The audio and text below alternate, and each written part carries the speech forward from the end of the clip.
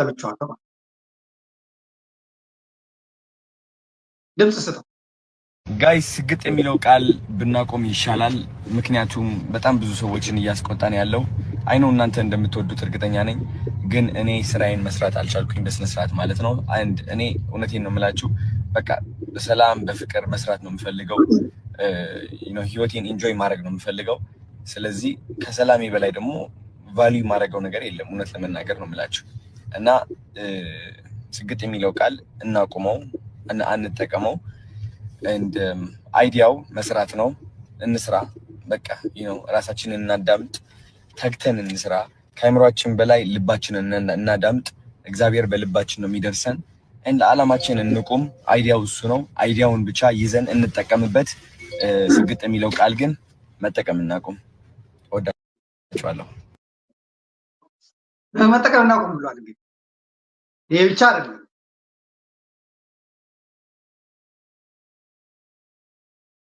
ግራቄ መታየት አለበት። አንድ ሰው የአንድን ሰው ለመከተል ሲፈልግ አንድ የህዝብ አይን ፊት የቀረበ ሰው እናንተ ፐብሊክ ፊገር ነው የምትሉት የሆነ ነገር ብቻ የሆነ ሱሬ አንድ ቀን ነግሮኛል።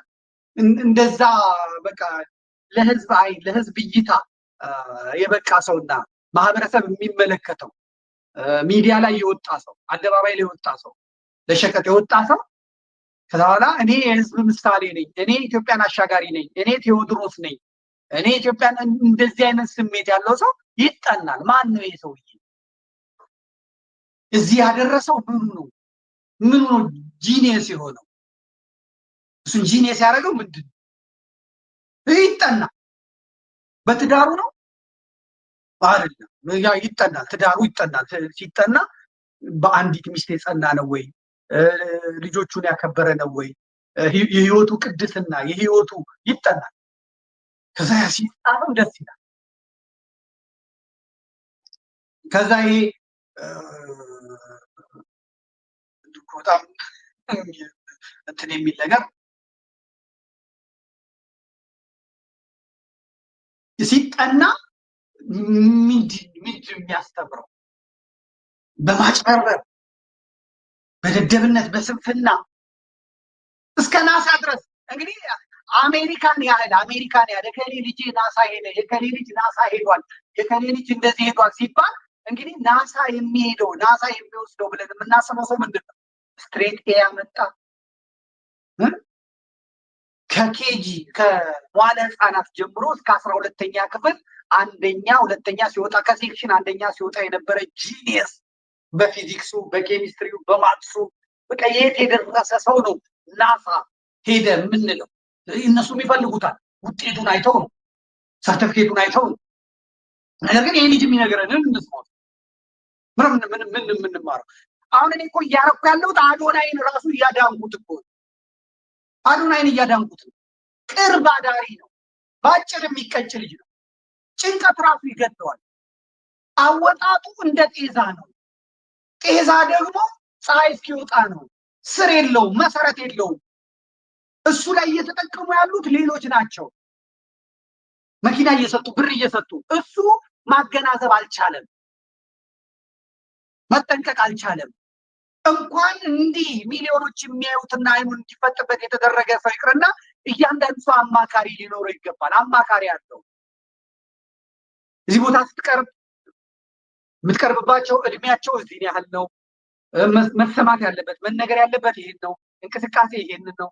መሪዎች፣ የሀገር መሪዎች እንደፈለጋቸው የሚናገሩት እንደነ ፕሬዚዳንት ትራምፕ አይነቶች ናቸው።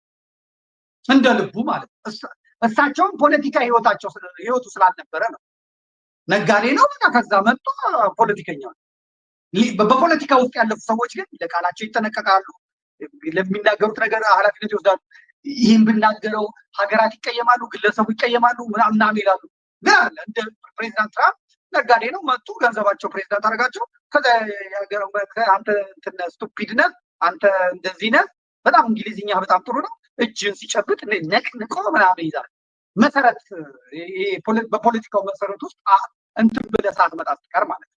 ልክ አብይ አህመድ ነው። ተመልከቱ፣ አብይ አህመድ ይህን ፕሮቶኮሉን ምኑ ስለማያውቀው ያገኙ ላይ መጠምጠም ያገኙ ላይ ፍሬንዴ ማለት ያ መሳም ወንዱን መሳም መተሻሸት ምናምን ምክንያቱም በስነ ስርዓት እያየ ቢመጣ አቅርበውት ቢሆን እነ መለስ ዜናዊ ራሳቸው አቅርበውት እና ኃይለማርያም አቅርበውት ቢሆን ኖሮ እንዴት እንግዳ እንደሚቀበል እንዴት ሰዎች እንደሚያስተናግድ እንዴት ከመሪዎች ጋር ያለው ጋፕ ርቀት እንዴት መሆን እንዳለበት ወንድ ለወንድ መተሻሸት እንደሌለበት የሴት የሀገር መሪዎችን ሲመጡ እንደዚህ የጣሊያኗን ጠቅላይ ሚኒስትር አይታችኋታል ፍዝዝ ብሎ እሷን ድድብና ሊያስተምረኝ ከቀናው መቅናት ያለብኝ በጎበዝ ሰው በታታሪ ሰው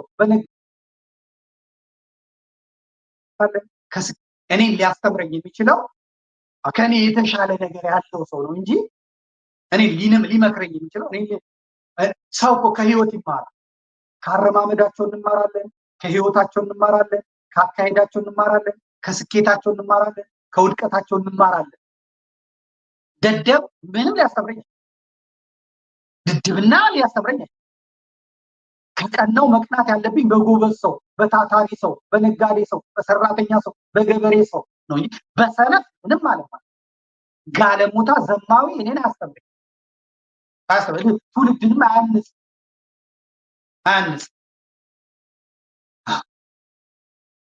በትክክል ሰርተው ያገኙ ሰዎች እኮ ገንዘባቸው ንቅንቅ አይልም ሀብታቸው ንቅንቅ አይልም ምክንያቱም እየተገነባ የመጣ ሀብት ስለሆነ በመከራ እያለፈ የመጣ ሀብት ስለሆነ በክረምት በበጋ በቀን በጨለማ በብርሃን በጨለማ በቀን በሌሊት እየተሰራ የመጣ ስለሆነ በመውደቅ በመነሳት እየመጣ ስለሆነ በመክሰር በማትረፍ እየወጣ በማግኘት በማጣት እየተሰራ የመጣ ስለሆነ በህመም በድካም በደስታ በሐዘን እየተገነባ የመጣ ስለሆነ ያ ገንዘብ ንቅንቅ ያ ሀብት አይጠፋም ይህ ሰርቆ ያገኘ ዘርፎ ያገኘ ደሃ አስለቅሶ ያገኘ በጉቦ የተገኘ ትበላለህ ትጠጣለህ አሳማ ይሆን ሆድህ የመንግስት እርሻ ይሆናል ጫንቃ በዚህ ትመጣለህ ላት ታለተልታለህ ቤት ትሰራለህ ቤት አያምር ሱፍ ትለብሳለህ ሱፍ አያምርብህ ንግግር አያምር ለሀጫም ነህ ነው የምትለው የሰው ደም የሰው ላብ ስላመጣ 100,000 ብር አይበቃ 100 ሚሊዮን ብር አይበቃ 1 ሚሊዮን ብር አይበቃ በልተህ አይጠጋ መድኃኒት ነው የምትቀመው ሆስፒታል ነው የምትንከራተተው አንድ ሳምንት ብትታሰር ቤተሰብ ብለህ የሰበሰብከው ይበተናል መልሰህ ማግኘት አትችልም ረድኤት የለው በረከት የለው በሰማይ በምድር ምክንያቱም የሰው ላብ የሰው ሐዘን እናንተ ጉቦኞች እናንተ ሌቦች ያ በመከራ የመጣ ሰው ይዘን እናንተ አጋጭ አሁን የሚያግቱ ሰዎች አሁን በኢትዮጵያ ክፍቱ የስራ ማገት ከተማ ያለው ይናገራል ባንክ ቤት ያለው ይናገራል ገጠር ያኛው ጫካ ይቀመጣል ከዛ በኋላ ያን ሰው ያግታሉ ባንክ ውስጥ ያለው ይሄን ያህል ብር ነው ያለው ይላል አውጣ ይባላል ያን አውጥቶ ያ ደግሞ ላቡን ቤተሰቡን የገነባበትን ይሄ መሀይም ደደብ ሰነፍ እንደ ስራ ይዞት ሰውን ያስለቅ በዚህ የሚገኝ ዘይ አትሌቶቹን ቀርባቸው እና የአንዳንዶቹ ሚዜ ነኝ አንዳንዶቹን አስተምሪያቸዋለሁ በስጋው ደግሞ እንዲያገቡ አድርግ ደስ ነው የሚለኝ ስናገረው ደስ ነው እና ሰፋ መዝገቡ እና የለመዝገቡ እነ ሚሊዮን ወልዴ እነ ተስፋዬ ጂፋር እነ ተስፋዬ ቶላ እንደ አባታቸው እንደ ወንድማቸው እያዩ እነ ቀነኒሳ በቀለ እና ኃይሌ ገብረስላሴ በጣም ወዳጆቼ እና ሲያወሩ ሰማቸዋል ነገዛኛ በራ ባባታ ደራርቱ ሁሉ እነዚህ አትሌቶቹ ያንዳንዶቹ ሚዚያቸውን የሚያቸው ያንዳንዶቹ አስተማሪያቸውን የሚያቸው ያንዳንዶቹ ወዳጃቸው ነኝ እና ሲያወሩ ሰማቸዋል በጣም ጭንቀታቸው ምን ነበር እዛ ሲያወሩ እነሱ ምንድን ነው የሚያደርጉት ጠዋት ይነሳል ክረምት የለ በጋ 11 ሰዓት 10 ሰዓት ተነስቶ የእንጦጦን የፉሪ የዚህ የሰበታን የሱሉልታን የኮተቤ ጫካን በክረምት ከጅብ ጋር ተጋፍተው ውሻ እያሳደዳቸው እንቅፋት ውርጩ እየመታቸው ለመጋቢቱ እንትን ከመስከረም ጀምሮ 41 ኪሎ ሜትር በቀን ሩጠው ነጭ ላባቸው አልፎ ከዛ ማታ ደግሞ 11 ሰዓት ወጥተው ወጌሻ ታሽተው ደም ተፍተው ይሄዳሉ አትሌቶቹ ገንዘቡን የሚያመጡ ሸምጥተው አይደል ላባቸውን ተፍተው ደማቸውን ተፍተው ነው የሚያመጡት። እርቧቸው ጠምቷቸው አንዳንዴ ደም እያስታወቁ ልባቸው ፍስስ እያለ ከዛ እነሱ ይሮጣሉ። እዛ ዘመድ ይሰበሰባል፣ ቤተሰብ ይሰበሰባል፣ መንግስት ይሰበሰባል፣ ቄሮ ይሰበሰባል፣ እድሩ ይሰበሰባል፣ ቀበሌ ይሰበሰባል። ማለት ያ እዛ ይሮጣሉ። እንደምንም ብለው ሩጠው አንደኛ ይወጣል። ከዛ ዜና ይነገር። ዜናው ላይ ምንም ምትላለች? ዜናው ላይ ጋዜጠኛው ሲያነብ የኒውዮርክ ማራቶንን ገሌ አሸንፏል፣ አትሌት ገሌ አሸንፏል፣ በዚህ ውድድር ላይ አንደኛ የወጣው ይሄን ያህል $100 $100,000 ይሄን ያህል ምናምን ይሸለማል ሲባል እያንዳንዱ ያስባል። ፕሮጀክት ይቀርጻል። እዚህ ቁጭ ያለው እዚህ አሩሲ የተቀመጠው፣ ሱሉልታ የተቀመጠው፣ ሰበታ የተቀመጠው፣ አዲስ አበባ የተቀመጠው በሙሉ ቦፍ ላይ ቁጭ ብሎ ፕሮጀክት ይቀርጻል። አሁን የፀጉር ቤት ቢከፍት ይሄን ያህል ብር ቢሰጠኝ፣ አሁን እንደዚህ ብር ቢሰጥ በ9 ብር ሲባዛ እንደዚህ ነው ምናምን ብሎ የሰውየው ነው። ከዛ ህዝቡ ሀገር አንደኛ ሆነ፣ ባንዲራችን ሰንደቅ ዓላማችን ከፍ አለ ብሎ ከፍ እየዘመረ ሜዳውን ይሞላል። ዘመድ የተባለው በሙሉ ደግሞ ቤቱ ቁጭ እንደዚህ እኮ ችግር አንደኛ $100,000 ተሸለሙ ማለት የሀገሩ መንግስት የሚወስደው ታክስ አለ። $40,000 ሊወስድ፣ ማናጀሩ የሚወስደው አለ የሆነ $1,000 ይወስዳል። ከዛ እዚህ ደግሞ መጥቶ ሀገር ውስጥ ሲገባ ደግሞ ታክስ አለ የሆነ $1,000 ይወስዳል። እንደዛ $100,000 የተባለው ዶላር እጁ ላይ ሲደርስ ወይ ትንሽ ናት። ህዝቡ አይምሮ ግን ያለችው $100,000 ናት። ከዛ ተሰልፎ ይመጣል። ከዛ ምንድነው ጭንቀታቸው? አንዳንድ ጊዜ ይሸነፋሉ። የሚሸነፉት ምን ሲሆኑ መሰላቸው? አትሌቶች ሲያወሩ የሰማሁት በቃ ህዝቡ እየጮኸ ሊያሸንፉ ጥቂት ደቂቃ እየቀራቸው ተፎካካሪያቸው ሁለተኛ የሚወጣው ሰውዬ ማዶ አይደርስባቸውም ተብሎ እያለ አትሌቶቹ እየሮጡ ማሰብ ይጀምራል። ምን ነው የሚያስቡት? አሁን ስመጣ የድሩ ሊቀመንበር ይመጣል፣ ወይዘሮ ከሌ ደግሞ ይመጣል፣ የቀበሌ 08 ልማት ኮሚቴ ይመጣል። ምን አይነት ነገር ምናምን ማሰብ ይጀምራል። እየሮጠ ያስባል። ብር የሚጠይቀው አሁን ከልኩ አበድሬ ይችላል። እሺ አሁን አላበድርም ብሎ ምን ነው የሚውጠኝ? ከዛ እንደዚህ እያሰበ እግሩ ቄጤማ ይሆናል። ከዛ ኬንያው ባጠገቡ አለቅ። ሰው አትሌቶቹን ሁለተኛ እንዲያወጡ የሚያደርጋቸው አንደኛው ነገር አሸንፈው ከጨረሱ በኋላ ኢትዮጵያ ተሰልፈው የሚጠብቃቸው እንትን አሁንማ የባሰው አሁን የሚወጥም የለም የሚያሸንፍም የለም። አበዱ። አሁን ለአትሌትነት ይፈለግ የነበረው ቄሮ እናቴ ሸገር ሲቲ የቀበሌ ኃላፊ ሆኗል። በየቀኑ እየመጣ የመብራት 6,000 አንተ ይላል፣ የዚህኛው ቱቦ 20,000 ብር አንተ ይላል። ምን አስሮጠው? ድሮ ቄሮ ይሮጣል፣ ተራራ ይወጣል፣ ከዛ አትሌት ሆኖ ሀገርም ባንዲራም ከፍ አድርጎ እሱን ሀብታም ነው። የአሁን ቄሮስ ሸገር ሲቲ የቀበሌ ሊቀመንበር ነው፣ የቀበሌ ደንብ አስከባሪ ነው፣ ወይ ደግሞ ኦነግ ሸኔ ነው። ስለዚህ አቶ ከሌ የሚባሉ ሀብታም ይይዛል፣ ያግታል፣ 2 ሚሊዮን ብር ይቀበላል። ምን አስሮጠው? በጦሳ ተራራ ባሰ ምን አስኬ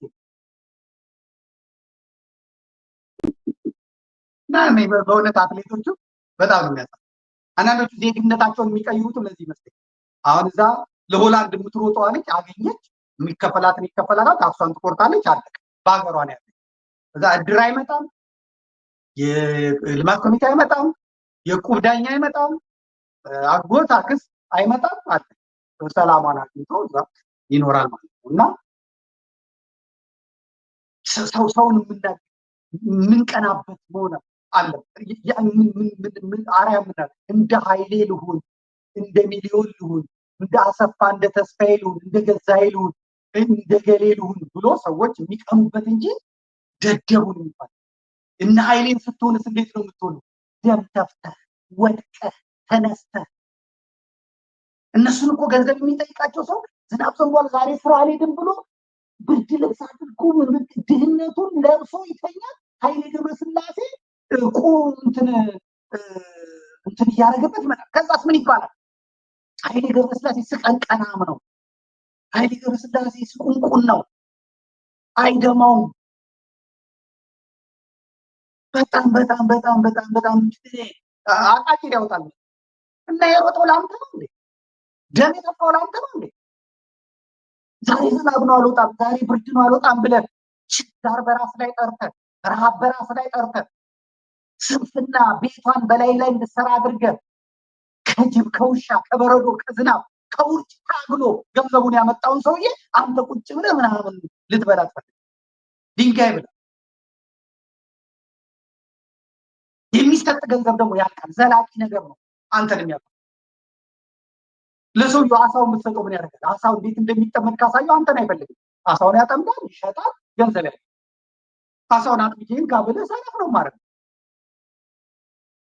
10,000 ብር ይሰጣል በሳምንቱ አትመጣም መቼ አለ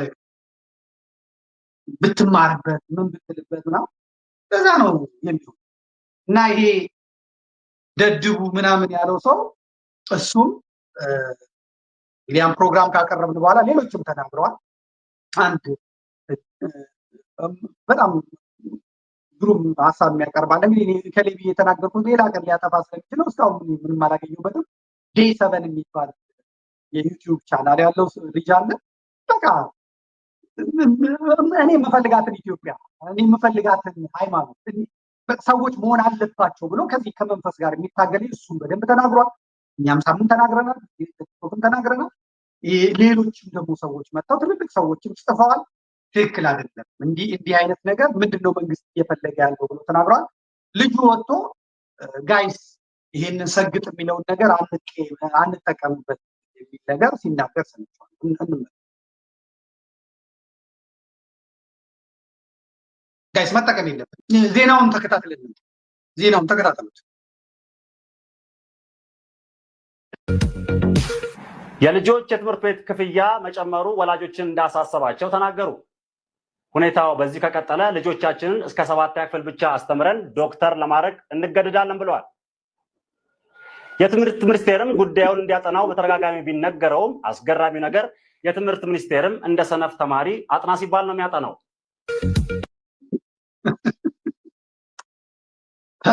በቃ አሁን በየቤቱ ሰዎች ልጆቻቸው ማስተማር የሚል ተስፋ አይታችሁ እንደሆነ ለልጅ አንድ ሞባይል ግዛልኝ የሚሉ እናቶች መጥተዋል ለምን ቲክቶክ እንድትሰራልኝ ቲክቶክስ የሚሰራው በምንድን ነው በመሰገጥ አላሳያችሁም እግዚአብሔር ምስክሬ ነው እንደ ቴሌግራም ላይ አይናችሁን ጨፍናችሁ ታያላችሁ በቴሌቪዥን ግን አላሳዩ ልጅቷ እሱ ነግሮናል ብላ ማለት ነው እሱ ነግሮናል ብላ ሰገራ በፖፖ አድርጋ ለመፈመስ ሰገራ ትበላለች እንግዲህ ያ ኬኪውን ሌላ ሽሮ ይሁን ማጣው ነገር ይዘገንና በጣም የለበሰች በጣም ራሷን የጠበቀች በጣም የጸዳች ልጅ አዶናይ ሰግጣችሁ ፈምሱ ብሎናል ብላ ፖፖ አቅርባ ፖፖ ላይ ሰገራ አድርጋ ያን ሰገራ ትበላለች ዛሬ ነው ያየሁት አሳይ በቴሌግራም ለቅላችኋለሁ ታውቃላችሁ ህፃናቱ የሚናገሩትን በቴሌግራም በቲክቶክ ተመልከቱ የ6 ዓመቱ ልጅ ወፍራም መቀመጫ ያላትን ሴት እየተከተለ የሚለውን እየሰማችሁ መስማት መነገር ማየት ማዳመጥ የለብን ትውልዱ ተቀጨ ወያኔ ደደብ አደረገችው ከዛ ይሄ ደግሞ የበለጠ መጣ አሁን ነውር ጌጦ ነው ኮንደም እንኳን የለም አሉ ይገርማል ኤችአይቪ ኤድስ እንደጉድ ነው አሉ ድህነት በሞላበት ሀገር ረሃብ በሞላበት ሀገር ሰዎች ራሳቸውን ለመርሳት ይጠጣል ይሰክራል ይዘሙታል አለቀ ዛሬ ሁሉም በሽተኛ ሆነ መራር ነው እንነጋገረው እንወያይበት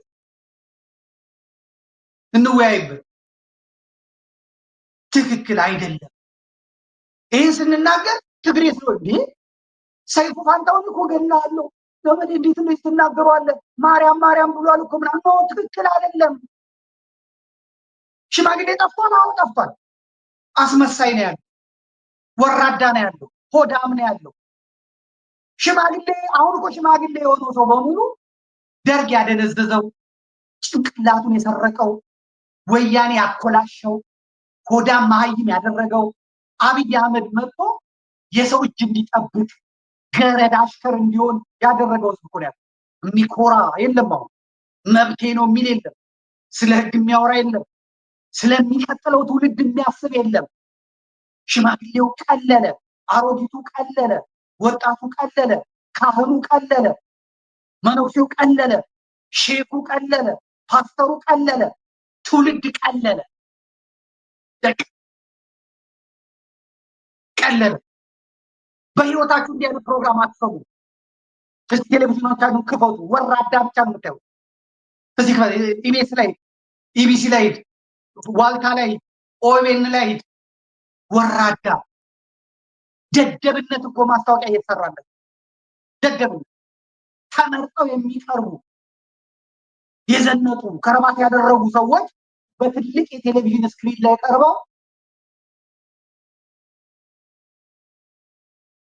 የኢትዮጵያ ዋና ከተማ ማን ናት ሲባል ሲንጋፖር ይልልሃል። በቃ ጄል ጸጉሩን አሳምሮ ምን አሳምሮ ደደብነት ፕሮሞት የሚደረግበት ሀገር ነው።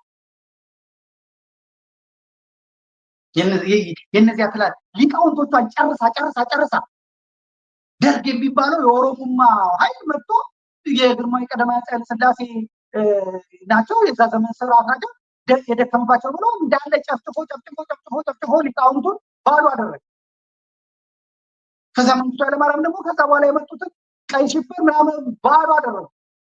ሀገሪቷ አሁን የደንቆሮ መሰብሰቢያ የደናቁርት የማህይማን መሰብሰቢያ ሆና ከረባት ያሰሩ ሱፍ ያጠለቁ ፂም ሁለት በዚህና በዚህ ፂም ያወጡ ሰዎች መጥተው ሀገሪቷ ያራሙቻ መብቂያ ሆነ። አንተ ተው የሚል ሰው ጠፋ። እናቶች እየቀረቡ ልጆች እዚህ ጥርሳቸው ወልቆ ብለው ታውታው አድርጉልኝ ይሄ ድህነት ያመጣው ህዝቡን አደህዩት፣ አደቀቁት። ገንዘብ የት ነው የሚገኘው ሲባል በፊት ስደት ነበር። በዚህ በኩል በስደት ሄደምና አሁንስ ቲክቶክ ላይ ቫይራል ለመውጣት ምንድነው? ነውረኛ ሁን፣ ወራዳ ሁን። አሁን እኮ የቀረው የቀጥታ የግብረ ስጋ ግንኙነት ማድረግ እኮ ነው የቀራቸው ባልና ሚስቶች ማለት ላይ በቃ ቀጥታ እንትን ማድረግ ነው የቀራቸው። ፈለግ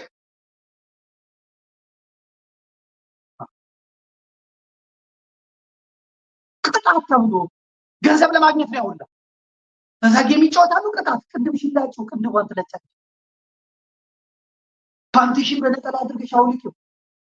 ከዛ ውስጥ 6-7 ሰው ተሰብስቦ ቁጭ ብሎ ያለ 7 ሰዎች ወንዶች ናቸው።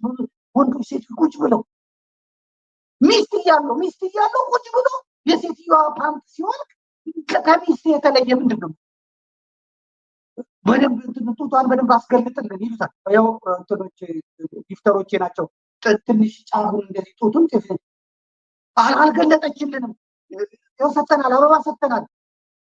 ነውረኛ ቻይና ይሄን ከልክላለች። አውሮፓ ላይ የለም፣ እንዲህ አይነት ቅሌት የለም። አሜሪካ ራሱ የለም። ኢትዮጵያ ነው የቀለለው።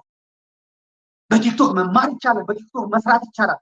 ተጠቃቅፈው እየመጡ እኔ ሰድብሻለሁ ዛሬ አንቺ እኔን ትሰድብኛለች። ከዛ እኛ ስንጣላ ቫይራል እንወጣለን። የኔ አካውንት ተመቷል። ከዛ የኔ አካውንት ስለተመታ አንቺ መጥተሽ እኔ ትሰድብኛለች። ከዛ ሁለቱ ሲሰዳደቡ ቆሞ ያያል። ይሄ ባህሪያችንን አመላችንን በጎረቤት የለመድነው። ጎረቤት ሲጣላ እንደ ማስታረቅ እኛ መሀል ገብተን አስገባችላት በስመ አብ ዛሬ ማደሯን እንጃ የምንል ሾካኮች ይሄን አመላችንን ዘንጠን በቲክቶክ ወጣን። ተወራዳን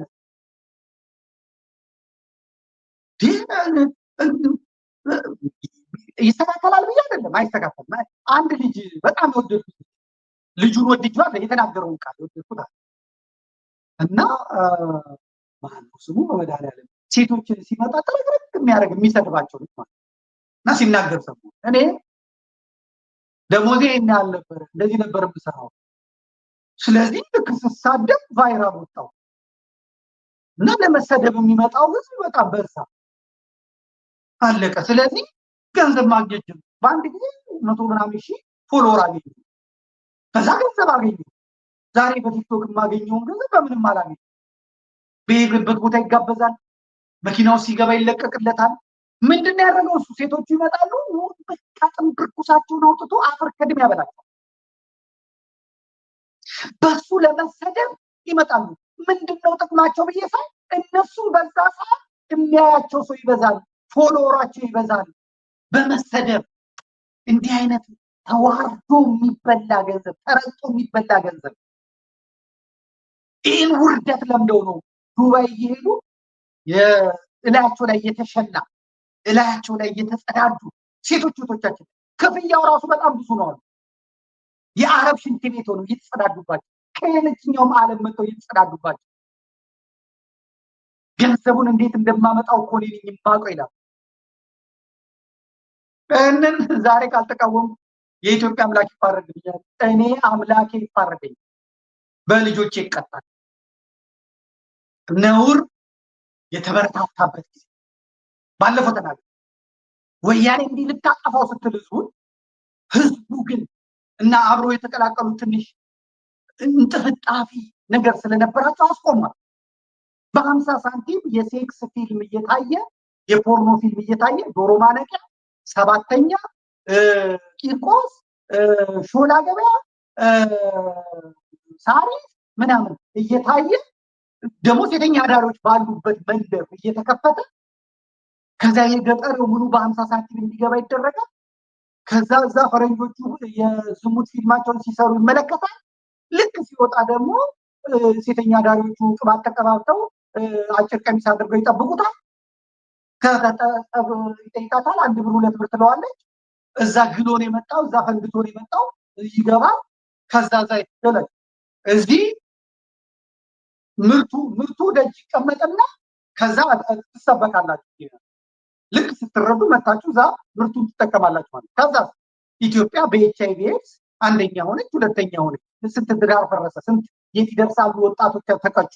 ይሄ በሲስተም ትውልዱ በኤችአይቪ እንዲጠቃ አድርገው እንዲመክን አድርገው አንድ ትውልድ ጠፍቷል። አሁን ደግሞ ቲክቶክ የሚባል የጋለሞታ መሰብሰቢያ ትውልዱን እያጠፋው ነው። ማንትስዬና ማንትስዬ ትዳራቸው ተጣላ። ስንት ሰው ነው የሚመለከታቸው?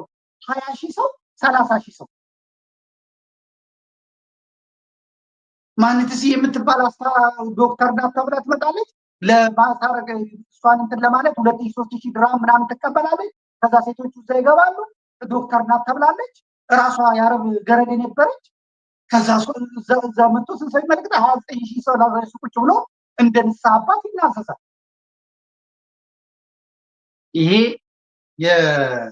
የዘመኑ ቢሆንም ይስተካከላል አይስተካከልም ሌላ ጉዳይ ነው። ግን ኃላፊነታችንን እንዲህ የሚሉም ሰዎች ነበሩ፣ እንዲህ የሚናገሩ ሰዎች ነበሩ መባል አለበት።